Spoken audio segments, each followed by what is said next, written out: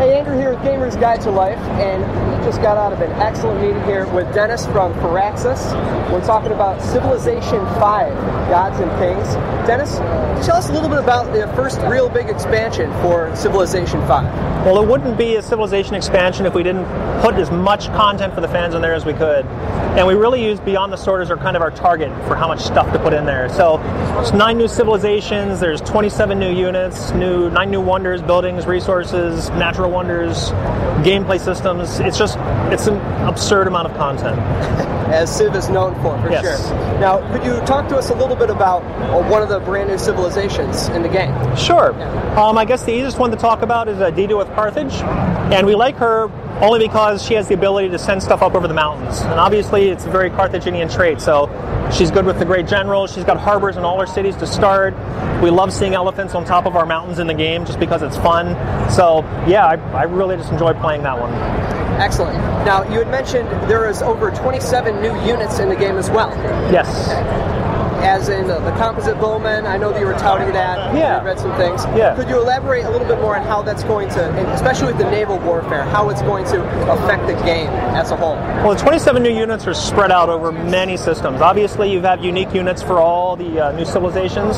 We've also got a lot of new units spread out throughout the game, too. For instance, the problem we had before is the archer line would stop very early on, like crossbowmen, and then you have to merge it with one of the musket men, stuff like that. So we kind of fixed the text tree, we fixed the tech tree, so we actually expanded that archer line, so it goes into Gatling guns and then machine guns. We've added a late game marine unit. We've added a whole class of Great War infantry unit, land ships, Great War bombers, triplanes. There's a lot of cool new units. And for the naval side, we've got a lot of naval units in there, but the main thing we did to that was we wrote the entire naval UI, so that now you actually have range units and you have melee units. So you can actually assault and take coastal towns and cities with just a navy. You wouldn't even need an amphibious force to do it.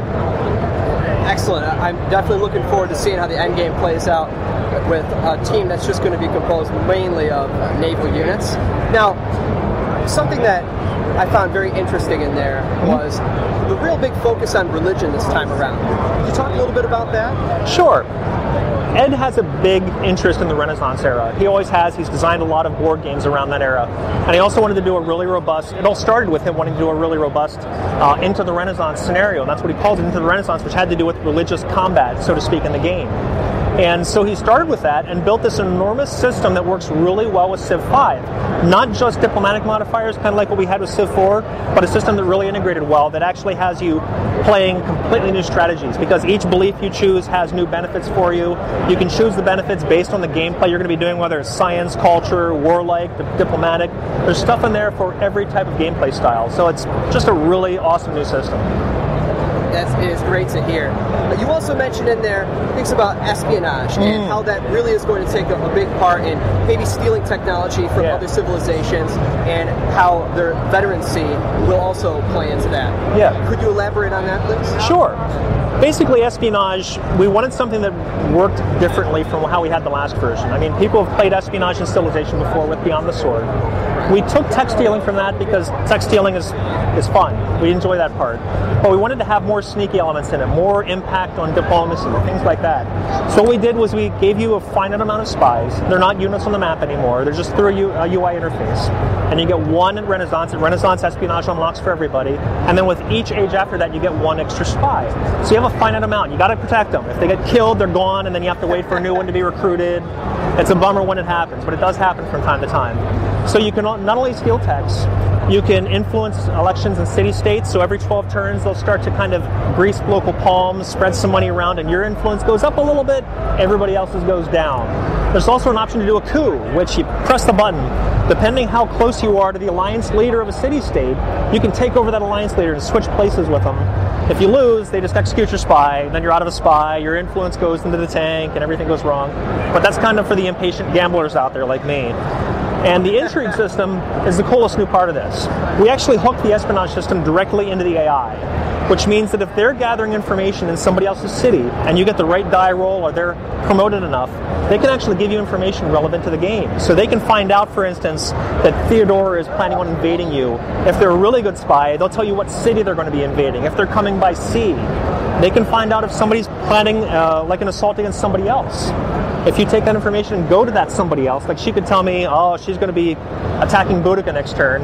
We could go to Boudica and warn her. She'd love it. And she'd be like, you're a best friend, or you can sit back and just watch the fireworks happen. That's really up to you. It's just a whole new level of interactions that we introduced. Again, this is an insane amount of content for this.